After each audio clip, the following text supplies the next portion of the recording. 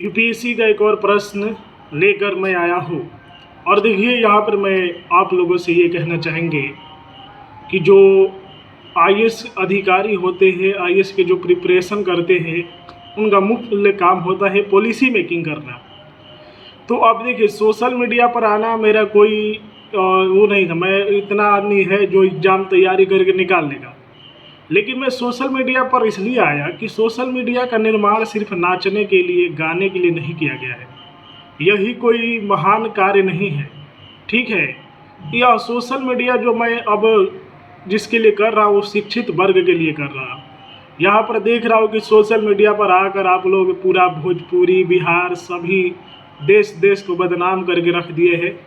हाँ, मान लीजिए जो भी विदेशी कंपनियां हैं, उन्होंने बनाया था शिक्षा को बढ़ावा देने के लिए कि शिक्षा का प्रसार करें, और यहाँ के लोग देख रहे हैं कि उल्टा सीधा वीडियो बना के, हाँ, इससे क्या हो जाएगा, इससे सोशल मीडिया पर आपका ज़्यादा फेम मिल जाएगा। तो इसलिए जो कि यहाँ पर आना पड़ा और सभी लोगों को दिखाना पड़ा, नाचने गाने के लिए नहीं निर्माण किया गया है। तो प्रश्न है कि नागरिकों के अधिकार पत्र चार्टर आंदोलन के मूलभूत सिद्धांतों को स्पष्ट कीजिए और उसके महत्व को उजागर कीजिए। 150 शब्द में लिखना है। नीति शास्त्र, सत्यनिष्ठा और अभिरुचि।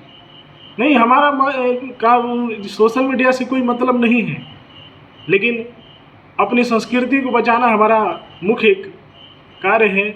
मैं देख रहा हूँ कि सोशल मीडिया पर मतलब जो नहीं करना चाहिए वैसा वैसा कार्य किया जा रहा है।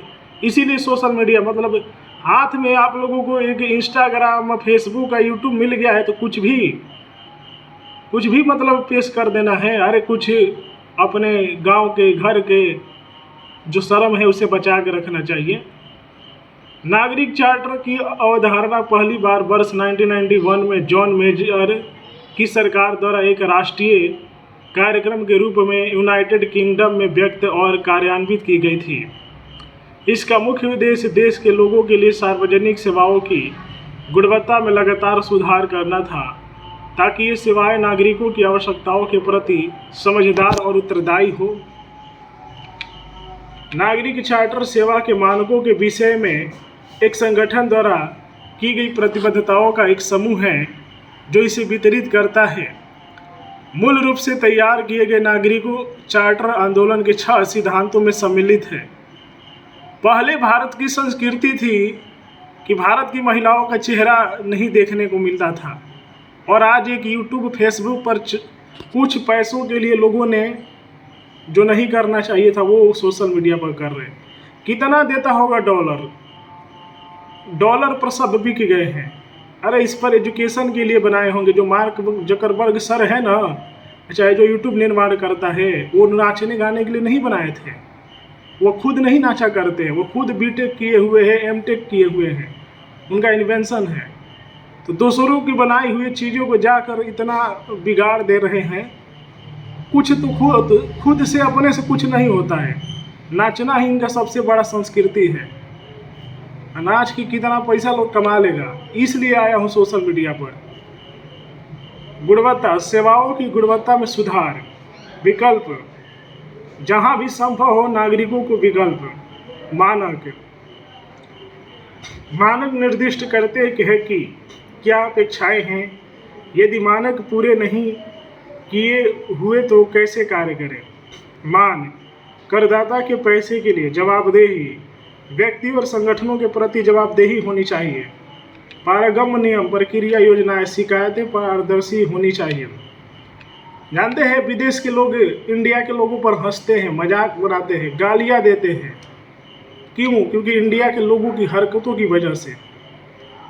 जानते, अनपढ़ बोलते हैं, गुलाम बोलते हैं कि ये सब गुलाम है हमारे। गुलाम बना के आज भी ब्रिटिश वालों ने रख दिया, और इंडिया के लोग गुलाम ही कर रहे हैं। सार्वजनिक ज्ञान क्षेत्र में इन सिद्धांतों का महत्व,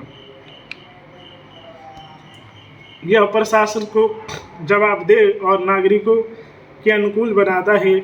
इस प्रकार यह सुशासन को सुविधाजनक बनाता है। यह शिकायत निवारण प्रक्रिया को आसान और पारदर्शी बनाता है। नागरिकों को सही जानकारी और सर्वोत्तम सेवा का वादा करने का अधिकार देता है। यह प्रशासनिक दक्षता में सुधार करता है। एक अच्छे प्रकार से तैयार किए गए चार्टर से नागरिकों को कार्य के विषय में ज्ञान प्राप्त करने में सहायता मिलती है। संगठन के समक्ष एक अच्छी तरह से रखी गई राजनीति होने के कारण यह समयबद्ध तरीके से लक्ष्य प्राप्त करने में सहायता करता है। सेवाएं प्रदान करने में विलंब कम होता है तथा प्रक्रिया प्रभावी और समय कुशल बनती है। एक विचार है कि शासकीय गुप्त बात अधिनियम सूचना के अधिकार अधिनियम के क्रियान्वयन में एक बाधा है। क्या आप इस विचार से सहमत हैं? विवेचना कीजिए। वर्ष 1923 में ब्रिटिश राज के अंतर्गत आधिकारिक रहस्य अधिनियम बनाया गया था। यह देश की एकता और संप्रभुता के लिए जासूसी, राजद्रोह और किसी भी अन्य खतरे से निपटने के लिए संबंधित रूपरेखा प्रदान करता है। जबकि आरटीआई को वर्ष 2005 में एक संस्थागत व्यवस्था बनाकर नागरिकों को सशक्त बनाने के लिए लागू किया गया था, जो नागरिकों की सूचना के अधिकार को सक्षम बनाता है। कानूनी स्थिति यह रही है कि जब भी दो कानून के बीच कोई टकराव होता है तो आरटीआई अधिनियम के प्रावधान ओएस के उन भागों को खत्म कर देते हैं जो आरटीआई की अधिनियम की धारा 22 में कहा गया है। इसके प्रावधानों का ओएस ए के प्रावधानों के साथ असंगत होने पर प्रभावित होंगे। इसी प्रकार आरटीआई राइट टू इंफॉर्मेशन अधिनियम की धारा 8(2) के अंतर्गत एक सार्वजनिक प्राधिकरण ओएस के अंतर्गत कवर की गई जानकारी तक पहुंच की अनुमति दे सकता है यदि खुलासे के में सार्वजनिक हित को हानि पहुंचती है। ओएस की कुछ कमियां जहां प्रभावी कार्यान्वयन को बाधित करता है निम्न है। ओएस स्पष्ट रूप से गुप्त या आधिकारिक रहस्य को परिभाषित नहीं करता है। यह आरटीआई अधिनियम के अंतर्गत पूछे जाने पर किसी भी जानकारी को गुप्त करार देने से इनकार करने की शक्ति एक लोक सेवक को देता है। इसकी धारा 5 को राष्ट्रीय सुरक्षा के संभावित उल्लंघनों से संबंधित है का अक्सर राज्य द्वारा दुरुपयोग किया जाता है।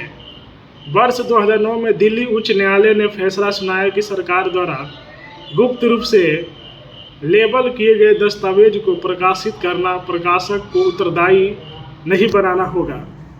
ठीक है, तो सोशल मीडिया मिला है तो सोशल मीडिया का सही उपयोग करें, सही चीज़ पेश करने की कोशिश करें।